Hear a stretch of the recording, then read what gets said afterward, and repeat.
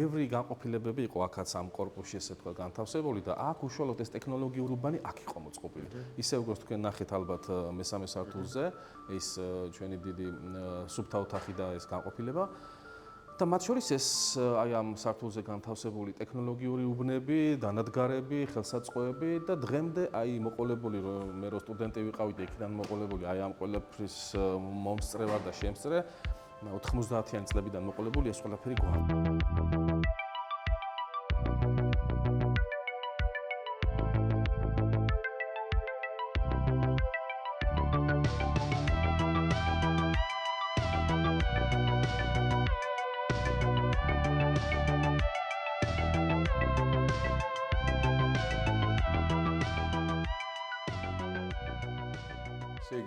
თვითონ კათედრა დიდი ხანი არის უკვე აქა და ეს უშუალოდ კათედრის უბანი არის, ხო?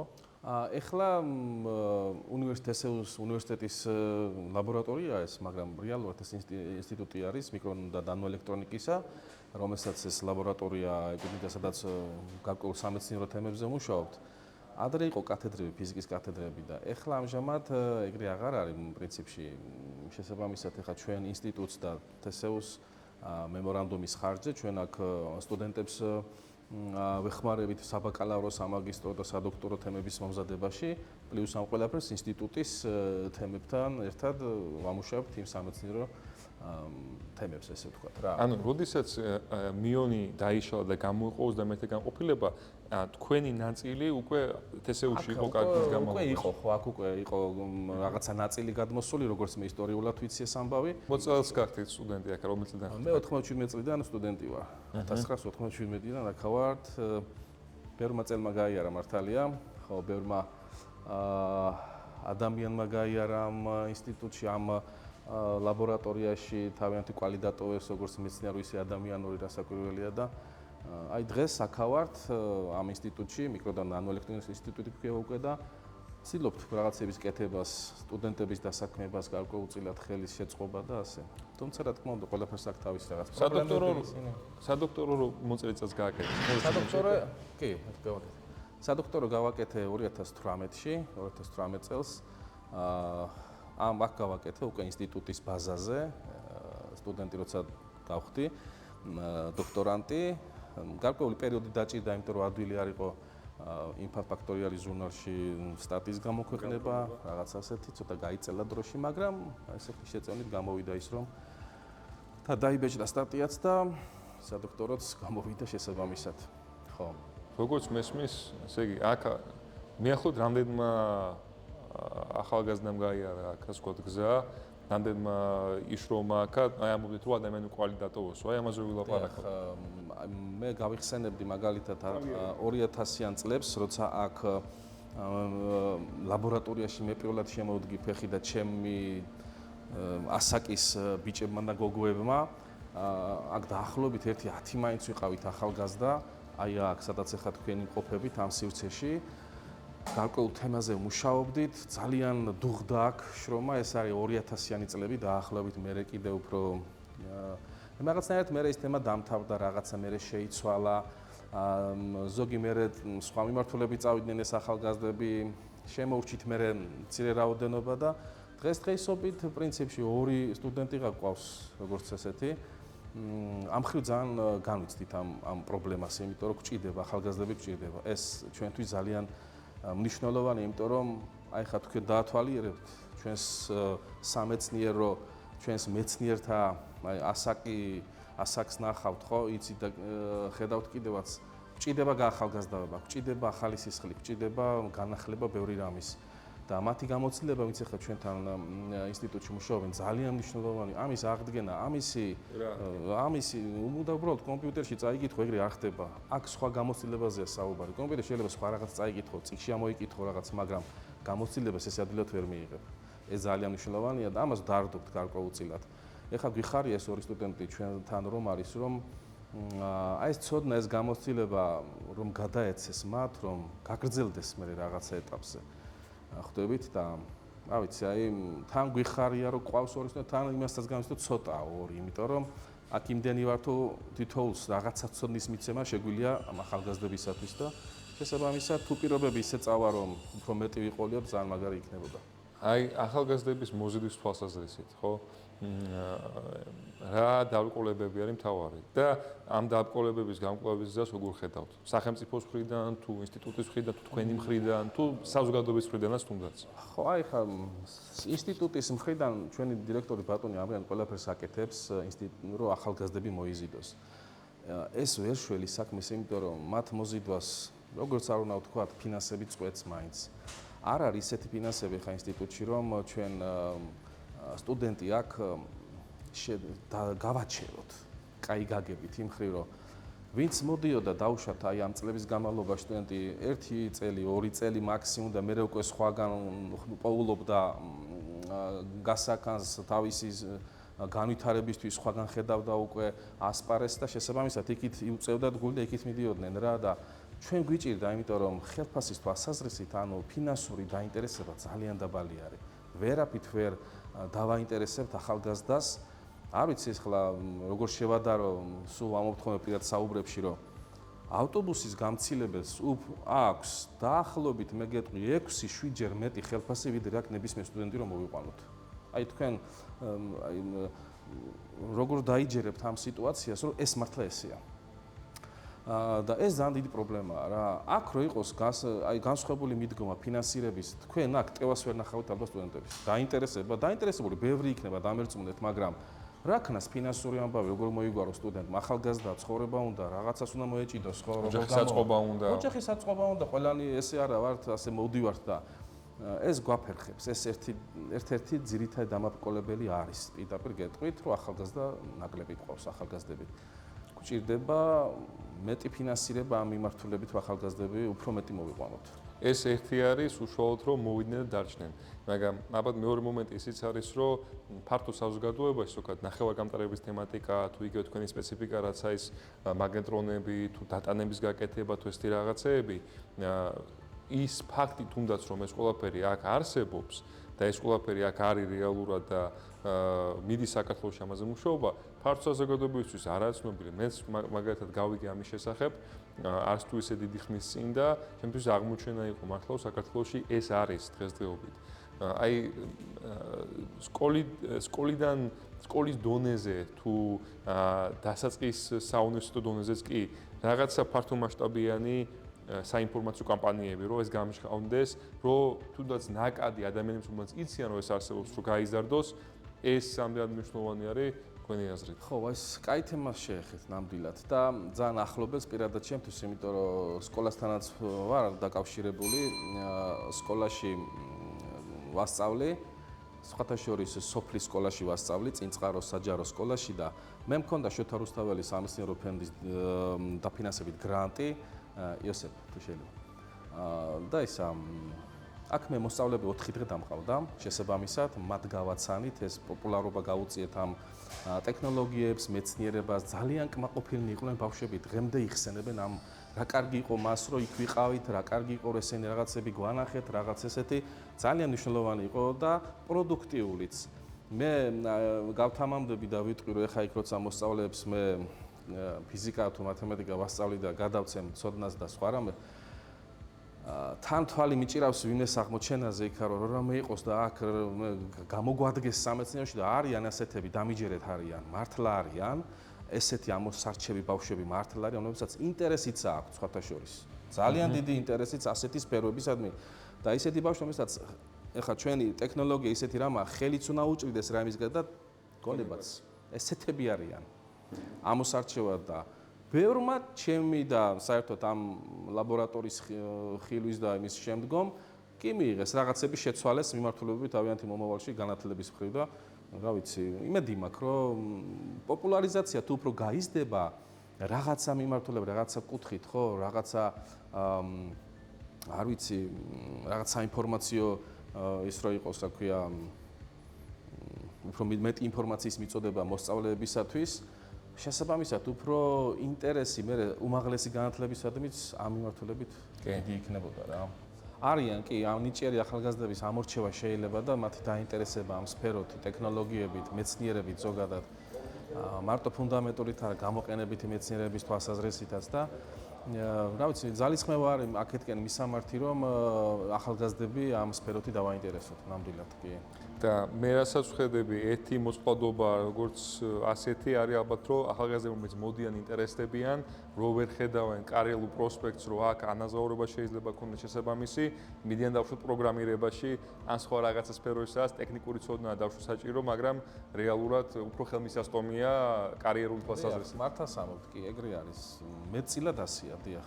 სხვა მიმართულებით ხედავენ თავიანთ გზას და შესაბამისად იგივე პროგრამირებაშიც, იგივე არ ვიცი, უცხოეთშიც შესაბამისად, ვისაც აქ გარკვეული მცირეოდენი ცოდნა მაინც თუ მიიღო ჩვენთან ინსტიტუტში, ჩვენს ლაბორატორიაში, უკვე ძალიან ადგება სხვა ქვეყანაში ანალოგიურ ლაბორატორიებში ნასწავლია, შეძენილი აქვს ცოდნა იქ უკვე იქაურ ლაბორატორიებში. აი, თქვენი აზრით, ამას რა შედეგი აქვს ქვეყანაზე? ზოგადად ცნობილი, როგორ თქვა, ყველა ქვეყნის ეკონომიკა პირველ რიგში ამ დარგზე დგას. მიკროელექტრონიკა, აღარ მოვარ ნანოელექტრონიკაზე, რომელზეც უკვე ასე ბუმი არის, ხო, ნანოტექნოლოგიების და ნანოელექტრონიკის ზოგადად და ფიქრობ, რომ ჩვენი ქვეყანა შესაბამისად უნდა აყვეს ამ ნაბიჯს, იქიდან გამომდინარე, რომ რესურსი გვაქვს, ადამიანურს გულისხმობ. მატერიალური რესურსი ძალიან ადვილი მოსაგვარებელია დღესდღეობით.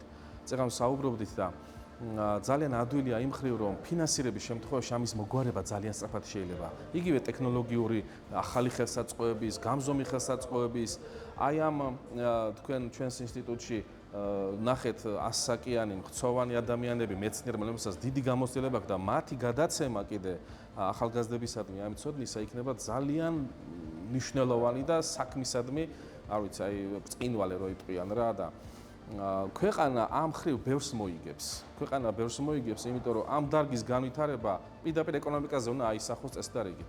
ბევრი რამ ელექტრონული სისტემები რაც გამოდის დღევანდელ დღეს იგივე ჩვენთანაც შეიძლება ამისი გაკეთება. ძალიან დიდი წარმატებითაა. და ეს იყო კიდევაც, ოდესაც მიონი არსებობდა და იყო განვითარებული ეს. მეც გადმოცემით ვიცი, მეც მაშინ დაბადებულიც არ ვიყავი, რო იტყვიან იმდენად აი მე ამ ხალხისგან ვიცი ის ისტორიები. წეგან ვსაუბრობთ ბატონი სერგო, ხა მაგალითად მაღალ ტემპერატურულ ტექნოლოგიებს მართავს აქ, სადაც მაგალითად მზის ელემენტებზე ვმუშაობთ, რომელშიც 1100 გრადუსებია საჭირო დიფუზიებისთვის და ასე შემდეგ. სა ფოტოვოლტაიკური კომპონენტები. დიახ. იგი იყო მიონის მთავარი ტექნოლოგი, იყო ერთ-ერთი ლაბორატორიის, რომლის ხელშიც გადიოდა ისეთი სქემების კეთება, რომელიც საბჭოთა კავშირის მასშტაბით რთული გასაკეთებელი იყო. და იამაყება ხოლმე, როცა გვიყვება ხოლმე ამ ისტორიებს, რომ მის მიერ გაკეთებული სქემები კოსმოსშია გაშვებული იმ დროს და რავი შედარებისთვის შეიძლება თვითონ კითხოთ, უფრო გვეტყვის ღირებულებითაც რამხელა განსხვავება იყო მაშინ იმ გაკეთებულ სქემებსა და ეს ჩვეულებრივ მოხმარებად სქემებს შორის ეს იყო სპეციალიზირებული, კოსტუმიზირებული სქემები, კონკრეტულად ესეთი მოთხოვნადი გარემოსთვის, როგორიც არის კოსმოსი, სადაც არა მარტო ალბათ, ხო, კოსმოსი ერთი ვარიანტი და მეორე ალბათ ესეთი ყოველდღიურ როგორ ეძახიან მაგას, მოხმარებად ხელსაწყოებში, დიახ, გამოყენებად მიკროსქემებს. აი, წამობრძანდით აი თან დავათვალოთ, თან ვკითხოთ ბატონ სერგოს. ახლა აქ დაახლოებით 1100 გრადუსია. აი ბატონი სერგო წეგან საუბრობდით. ბატონო სერგო. თქვენ მიონში აი ახლა კითხულობდნენ და თქვენ მიონში იყავით მთავარი ტექნოლოგი ხომართალია. დანარჩენი თქვენ გააგრძელებთ, რომ არ შემეშალოს რა იმის მოდულის უფროს. მოდული არის ერთ-ერთი აი როგორც განყოფილება ქარხანაში, რომელიც თავიდან ბოლომდე აკეთებს მიკროსქემას. და იმას კონტროლებს. თქვენ უშუალოდ მიონის ცენტრალურ ნაწილში იყავთ, რომ დიღომში იყო თუ მე როგორც ვიცი, ასევე იყო წალკაში და თელავში საწარმოები. დიღომში. თელავში იყავთ? არა, დიღომში. დიღომში იყავთ. და მაგ დროს რამდენი ადამიანი მუშაობდა იქ? ჩემთან იყო ოპერატორები, ინჟინრები, 120 კაცი. 120 კაცი. 120 და საერთოდ 5000 იყო მიონში. და რა ტიპის სქემების წარმოება ხდებოდა? ძირითადი გამოყენება ეს იყო? მე ხელმძღვანელობდი ბერის ტრანზისტორების საფუძველზე მიკროსქემების გაკეთებას. ბერის ტრანზისტორები. ჩვენს ინსტიტუტში სხვადასხვა თემატიკა გვაქვს არჩეული სამუშაოდ, როგორც სამეცნიერო, ისე გამოყენებელი თვალსაზრისით და ეხლა ერთ-ერთი თემატიკა არის მზის ენერგიის გამოყენება, მზის ელემენტების სახით და ამას ვაკეთებთ სწორედ აი ამ მაღალ ტემპერატურულ ღუმელში საბაზისო მასალად სილიციუმი გვაქვს გამოყენებული და ხდება აქ დიფუზიური პროცესები. დიფუზია სილიციუმში ბორის და ფოსფორის, აი შეგიძლიათ თქვენ ნახოთ, აი ახლა სწორედ ეს პროცესი მიმდინარეობს, ახლა ამ დიფუზიის პროცესი მიმდინარეობს. მიღებულ შედეგებს უკვე ვამოწმებთ, ახლა გვერდზე განახებთ მერე უკვე. მიღებულ შედეგებს, როგორია დენი, როგორია ძაბვა, საამისოდ მზის იმიტატორი გვაქვს, მზის გამოსხივების სპექტრის შემცველი ნათება გვაქვს, ნატურა. ანუ ეს არის ისეთი ტაღის სიგრძეების გამის არის, როგორცაც აი რომ ბრძანდებით აქეთ განახებთ. და ამ შემთხვევაში, ოდესაც ვიძახით დიფუზიას, ლაპარაკი იმაზე, რომ სილიციუმში ხდება ამ ატომების, სილიციუმის კრისტალში უთუში ხდება ამ ატომების დიფუზია შიგნით და წარმოიქმნება, ასე ვთქვათ, კომპოზიტური მასალა, ხო? დიახ, ესე იგი მიიღება მასალა სილიციუმია, როგორც ასეთი, მაგრამ მასში შედის ბორის და ფოსფორის მინარეული ატომები და ისინი ქმნიან ერთ შემთხვევაში თუ P-ტიპის სილიციუმია და ფოსფორს შევიყვანთ, ფოსფორი N-ტიპის ზედაპირად გარდაიქმნება და P-n გადასასვლელი გამოვა, რომელიც საჭიროა მზის ენერგიის მისაღებად, ან თუ N-ტიპის სილიციუმს გამოვიყენებთ, მაშინ ბორი შეგვყავს და შესაბამისად იქაც P-n გადასასვლელი გამოდის. აი მიღებულ ფირფიტებს უკვე კონტაქტებს უკეთებთ, ტექნოლოგიური უბანი გვაქვს და აქ იზომება, ეს არის მზის იმიტატორი, რომელიც გამოსხივების სპექტრს ზომავთ, ამის გამზომი გვაქვს, რომელიც ზომავს და შესაბამისად ვიცით აი ამ სიმაღლეზე, აი ამ კონსტრუქციით თუ როგორი არის, დაახლოებით 1000 არის ვატი არის კვადრატულზე, მისი მილივატი კვადრატული დასხივება და შესაბამისად აი აქ ზომავთ უკვე მიღებულ შედეგებს, როგორია დენი, ღია ჩართვისა, დატვირთვაზე, ძაბვა და ასე შემდეგ, რომ შევაფასოთ მიღებული პროდუქტი რა არის. აი ბატონო სერგო შეუძლია ხა ამის ილუსტრირება გააკეთოს, ერთ-ერთი ნიმუში აქვს მას. ეს სილიციუმის ფირფიტა. ეგ ნახევარი გაპტარია, სილიციუმი და გაკეთებულია დიფუზია ბორი და ფოსფორი. ქვედა მხრიდან ბორი, ზედა მხრიდან ფოსფორი. ფოტოვოლტაიკური უჯრა. და უკვე მიღებულია ფოტოვოლტაიკ ის ელემენტია, როგორ გამოსკიდება კონტაქტების გამოყვანა. ესე იგი ალუმინი დაიფუძნოს ზევიდან, ქვევიდან და უნდა გამოვიდეს კონტაქტები, უნდა გამოვიყვანოთ ზევიდან და ქვევიდან. ვოლტამპერულ მაღალჩათებს შეხვედრა. ეს რომს ძაბვას ეს ვოლტმეტრია, ეს არის აპარატი. სადაც ძაბვა და ეს არის დენი. ძაბვა და დენი. აი ეს არის მზის იმიტატორი. მზის ენერგიის მიახლოებით მზის სპექტრის დოფასია, კაიებას და სიძლიერე ამ მასალაზე.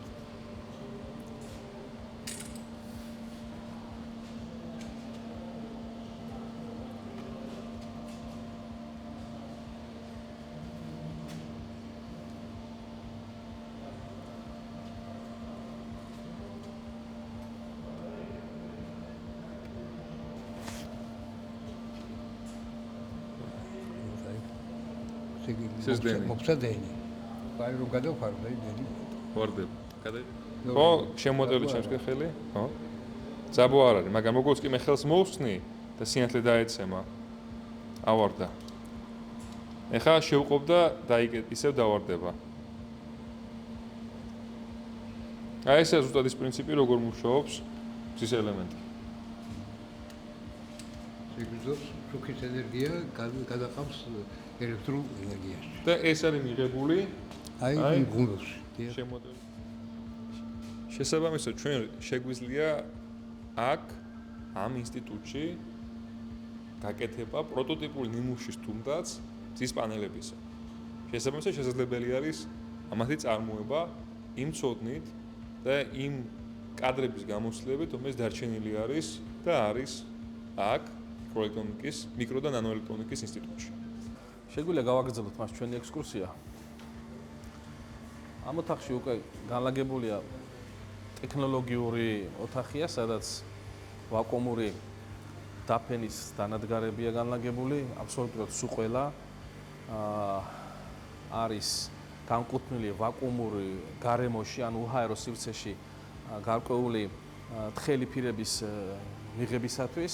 ამას თავის ტექნოლოგიები აქვს, ტექნოლოგიებად გამოყენებული გვაქვს რეაქტიული მაგნიტონული გაფრქვევა, თერმული გაფრქვევა მასალების და ასევე ელექტრონული სხივის მეთოდით გაფრქვევა და ამ დანადგარებში ეს ყველაფერი არის მუშა მდგომარეობაშია. დღესდღეობით ამ ყველაფერს ვაკეთებთ.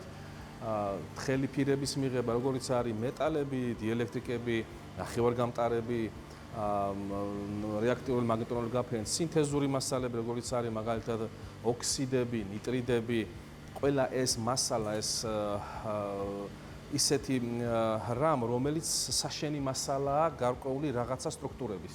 შესაბამისად, ამ ჩვენს ლაბორატორიაში ეს ყველაფერი მიიღება და კეთდება. რამოდენიმე პროექტი გვაქვს ახლა ჩვენ მიმდინარე ინსტიტუტში. ეს არის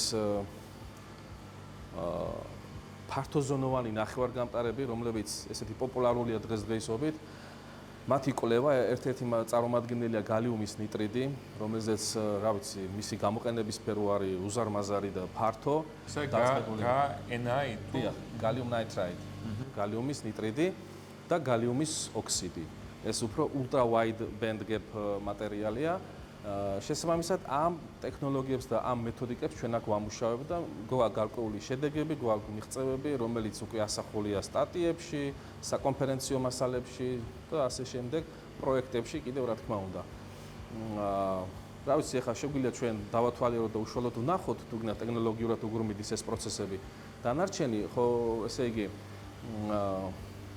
ეს დანადგარები ვინმე შეიძლება თვალში მოხდეს ახლა ვიდეოს რო ნახავს და ამ ფილმს რო ნახავს, რა ძველი და რაღაცა თითქოს ხო თვალში რო მოხდება, მაგრამ მე მინდა უთხრა საზოგადოებას და უთხრა ახალგაზრდებსაც მათ შორის, რომ რაც თვალის მომჭრელია უცხოეთში სხვაგან ის რა თქმა უნდა კარგია, რა თქმა უნდა ყველაფერი ისია ბოლო დონეზე მოწყობილი, მაგრამ ერთი უპირატესობა უდიდესი ამ დანადგარებს ძველსაც და ახლებსაც მაგას მოგახსენებთ, რომ როცა რაიმე ახალი ამოცანა დადგება ჩვენს წინაშე პროექტის თვალსაზრისით, აი ამ ხუფის შიგნით არსებულ სიტუაციის გადაკეთება ნებისმიერ პროექტზე შეგვიძლია.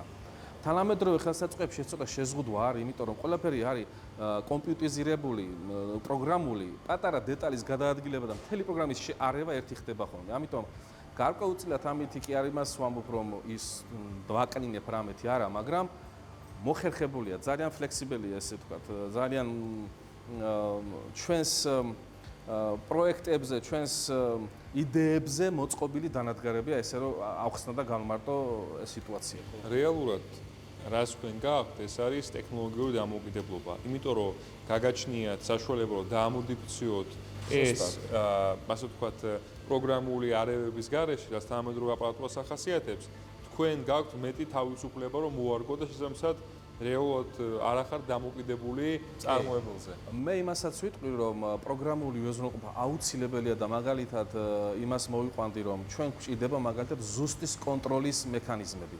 ამას კომპიუტერის პროგრამის გარეშე შეუძლებელია ამის გაკეთება.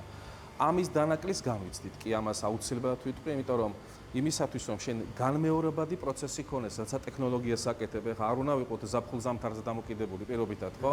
ერთხელ რომ გააკეთებ, ყოველთვის უნდა მიიღო ის ხვალად ზეგაც და 1 წლის შემდეგაც. ამას ჭირდება ზუსტი მაკონტროლებელი ხელსაწყოები, რომელიც გაგამეორებინებს ტექნოლოგიურ პროცესს თავიდან ბოლომდე. და აი ამ შემთხვევაში უკვე ეს პროგრამული უზრუნველყოფა თავის საქმეს ძალიან დიდ დადებით საქმეს აკეთებს. ამ ხრივ ძალიან. ხო. შეგვიძლია არ ვიცი თუ გნებავთ ავხადოთ ესა და შიგნით ხო? ეს ამოდის ხო ზემო? ხო, ესე იგი, აქ ახლა არის ვაკუუმია შიგნით უჰაერო სივრცეა. ეხლა შევუშვებ ჰაერს, რომ სხვანაირად ეს არ აიხდება. ატმოსფერული წნევა აწვება ამას და შესაბამისად შეუძლებელია. რეალურად ეს იმის გამო რომ არაფერი არ არის შეგნით ზემოდან რომ დაწოლა აქვს ფიზიკურად წნევის განსხვავება იმ ხელ არის თუ ვერ მოაგროვ, ხო? დიახ, მაგათია საკითხი. აქ წნევას ვღებულობთ დაახლოებით 10-6 მმ ვერცხლის თეთრად ტორიჩელი თუნდაც ანუ საკმაოდ მაღალი ამ ტიპის დანადგარებითის ზღვრული ვაკუუმია ეს 10-6 ტორიჩელი ეს მისთვის მიღწევადი ვაკუუმია. არსებობს სხვა სისტემები ცხადია, სადაც 10-9, 10-12 ღებულობენ 11 ვაკუუმს, რომელიც სხვა მიზნებისთვის არის განკუთვნილი, არა ამისთვის, მაგრამ ამ ტექნოლოგიურ პროცესებში, რასაც აქ ვაკეთებთ, ეს აბსოლუტურად დასაშვები ნორმაა ამ ტექნოლოგიისათვის. ეხლა მე განახებთ შიგნით წელან ტექნოლოგიები ჩამოთვალე და აქ სამივე არის და ამ სამივეს განახებთ მე თქვენ. აი მაგალითად ეს არის თერმული აორთქლების სისტემა, სადაც ვოლფრამის ესეთი ნავია, აქ ედება მცირე ძაბვა დაახლოებით 16-22 ვოლტის ფარგლებში, იმის მიხედვით რა სიმძლავრე გინდა. აქ ვდებთ ასაორთქლებელ მასალას, ეს ვარვარდება და შესაბამისად ის მასალა დნება და მის თავზე აი აქ დამაგრებულ ჩვენთვის სასურველ ნიმუშზე ეფინება ის გაორთქლებული მასალა. ამას ეს არის მეთოდიკა თერმული დაფენის. ანუ დნება და აი თხევადი ფაზიდან ხდება აორთქლება და მიღება მასალა. ესა წინაღობითი გახურება, ხო? დიახ, წინაღობითი გახურება, დიახ. აი აქ უკვე ეს არის ორი პარალელური მაგნეტრონია უკვე. მაგნეტრონული სისტემა აქ უკვე სხვა პრინციპზე მუშაობს. აი მე თქვენ განახებთ ახლა ორი სხვადასხვა სამიზნეა ჩადებული მაგალითად. აქ უკვე მაგნიტური ველიც გამოიყენება ელექტროლთან ერთად კომბინაციაში. აქ უკვე ჭიდება მას აირები, მაგალითად თერმულ დაფენას მაღალი ვაკუუმი ჭიდება, იქ აირი პირიქით არ უნდა გქონდეს და აქ შეგვაქვს მაგალითად არგონი ან ისეთი რეაგენტი გაზი, რისი კომპოზიციაც გვინდა მივიღოთ. ანუ რას გულისხმობ? თქვათ გალიუმის ნიტრიდის მისაღებად აზოტი ჭიდება, მაგალითად ოქსიდის მისაღებად ჟანგბადი და ასე შემდეგ რა. შესაბამისად აქ შემოდის აირი, პლაზმა ინთება დაახლოებით აქ ანოდსა და კათოდს შორის ძაბვა ედება 400 ვოლტამდე და ინთება პლაზმა. პლაზმის დროს მიიღება იონები, დადებითი იონები, შესაბამისად ამაზე მოდებულია კათოდზე უარყოფითი პოტენციალი და ისინი დიდი ენერგიით, ესე თქვა, კინეტიკური ენერგიის ხარჯზე ეცემიან, ანუ ბომბარდირება ხდება მასალას და იქიდან ამოაფქვენ როგორც აი სილაში ქვა რო ისროლო და იქიდან ამოაგდოს რაღაცები დაახლოებით ესეთი პრინციპით ხდება. და პლუს მაგნიტური ველი ისია გამოყენებული შიგნით მუდმივი მაგნიტებია ჩალაგებული გარკვეული ასე თქვა სტრუქტურით, რომ იქმნება ველი მეორადი ელექტრონების დაჯახებებისათვის, რომ გაზარდოს იონების რაოდენობა ამ პლაზმაში და გაზარდოს ეფექტურობა გაფრქვეული მასალის რაოდენობაზე საუბარი. აი ეს არის მაგნეტრონული გაფრქვევის სისტემა და კიდევ წეგან გითხარით ელექტრონული დაფენის მეთოდი. აქ ახლა იდება სწორედ ის გასაფრქვევი მასალა აი ამ სპილენძის ძელაკზე. ამას ახლა პატარა დეტალი აკლია, რომელიც ამას ელექტრონების წყარო მიიღება. მაღალი ძაბვის ქვეშ ხდება აჩქარება ელექტრონებისა, ამ მასალას ფოკუსირება ხდება და ლოკალურად ხდება გადნობა და ფაქტობრივად თხევადი ფაზიდან ხდება აორთქლება, მაგრამ არა რეზისტიული, როგორც თქვენ ახსენეთ, არამედ ელექტრონების ბომბარდირებით და ლოკალური გალღობით და ძალიან პრეციზიულია. ანუ თითოეულ მათგანს ახლა შეიძლება შორს დაგვიყვანოს ამ საუბარო, მაგრამ თავისი პლუსი, თავისი მინუსები აქვს, რა თქმა უნდა, ამ ტექნოლოგიებს, სად როდის რა გამოიყენო, როდის რომელი მაგალითად ახლა ელექტრონული სხიური დაფენა ეს არის ზესუფთა მასალების მისაღებად, იმიტომ რომ მაღალ ვაკუუმში ხდება მიღება, რომელსაც მაგალითად მაგნეტრონული გაფრქვევით იქ აირები გაქვს, დაბალი ვაკუუმია, შესაბამისად იქ არის ალბათობა რაღაცა მინარეული გაზების არსებობის, აქო აბსოლუტური ვაკუუმი არ არის. შესაბამისად აქ სხვა ამოცანებისთვის ვიყენებთ იმ ელექტრონული სხიური დაფენის მეთოდს, სხვა ამოცანებისთვის, თერმულისთვის, სხვა ამოცანებისთვის და ამ კომბინაციაში ტექნოლოგიურად კარგი აპარატურა გამოდის ჩვენთვის აი ამ ჩვენს პირობებში და ჩვენს სიტუაციაში ძალიან კარგი რამ არის, ძალიან მოხერხებული და გამოსადეგი. რეალურად ჩვენ რო ვილაპარაკოთ ამის გამოსადეგეობაზე, გარდა ნახევარგამტარების წარმოებისა და კომპოზიტურ მასალების გაკეთებისა, აქ ასევე არის შესაძლებელი ოპტიკური კომპონენტების გაკეთებაც.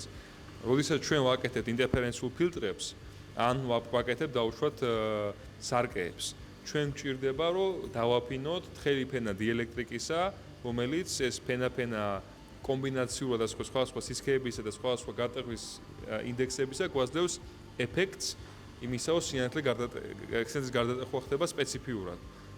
გაუშვათ რაღაცა სპექტრ სინათლისა უშვებს და რაღაც არ უშვებს.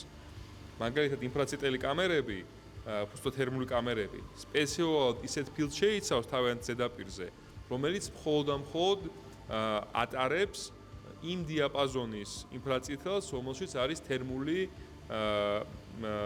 რადიაციის ინფორმაცია და მაგიტომაც ხდება ამის დანახვა. და ამის წარმოება ზუსტად ხდება ამაზე. შეიძლება გამოიყენება იგივე იბიმი და მაგნეტრონული დაფენა, იმიტომ რომ ბევრად უფრო მეტი მასალის დაფენა შეიძლება დროის ერთეულში, ვიდრე მაგალითად მაგნეტრონის შემთხვევაში, ვიდრე იბიმის შემთხვევაში, თუმცა თუ გვინდა რომ მართლა ბევრი მასალა დავაფინოთ, მაგრამ ნაკლებად პრეციზიულად, თერმული აორთქლება არის ალბათ ყველაზე კარგი მეთოდი ამისათვის და სარკეების გასაკეთებლად მაგალითად ამის გამოყენება. რაც თქვენ თქვით, სწორედ მაგ ფილტრებისთვის ნამდვილად ხელი ფირები არის, სწორედ საამისოდ სხვადასხვა ფილტრების მისაღებად. კი. და ზუსტად ის, რასაც აკეთებს მაგალითად ისეთი კომპანიები, როგორიც არის CAISI, Leica თუ სხვები, რომლებიც აწარმოებენ ესეთ ფილტრებს, რომელიც გამოიყენება კოსმოსში, სატელიტებზე, რომლებიც იღებენ ფოტოებს დედამიწას და უყურებენ, როგორ ხდება ხანძრები, აფიქსირებენ დატბორებს ესეთ რაღაცეებს, ან რამდენი არის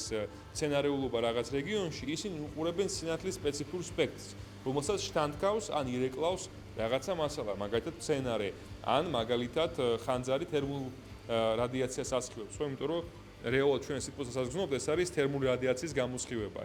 ღრმა ინფრაწითელ დიაპაზონში. ეს ყველაფერი რომ დავინახოთ და არ დავინახოთ ის ინფორმაცია, რაც არ გვინდა, ჩვეულებრივი სინათლე, ან ის სინათლე, რომელიც, ასე ვთქვათ, არ გვაძლევს იმ ინფორმაციას, ჩვენ უნდა გამოცალკევოთ. და ზუსტად ამის გაკეთება ხდება ინტერფერენციული ფილტრების გამოყენებით და მათი წარმოება ხდება ესეთ მოწყობილობებზე.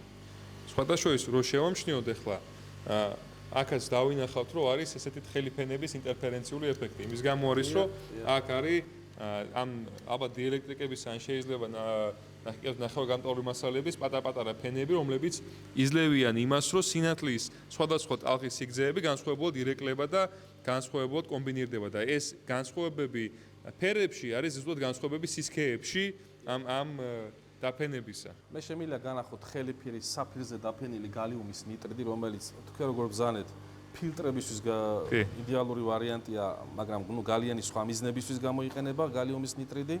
ახლა ეს არის მაგალითად ამ დანადგარზე მიღებული. ახლა პინცეტით განახებთ გალიუმის ნიტრიდი.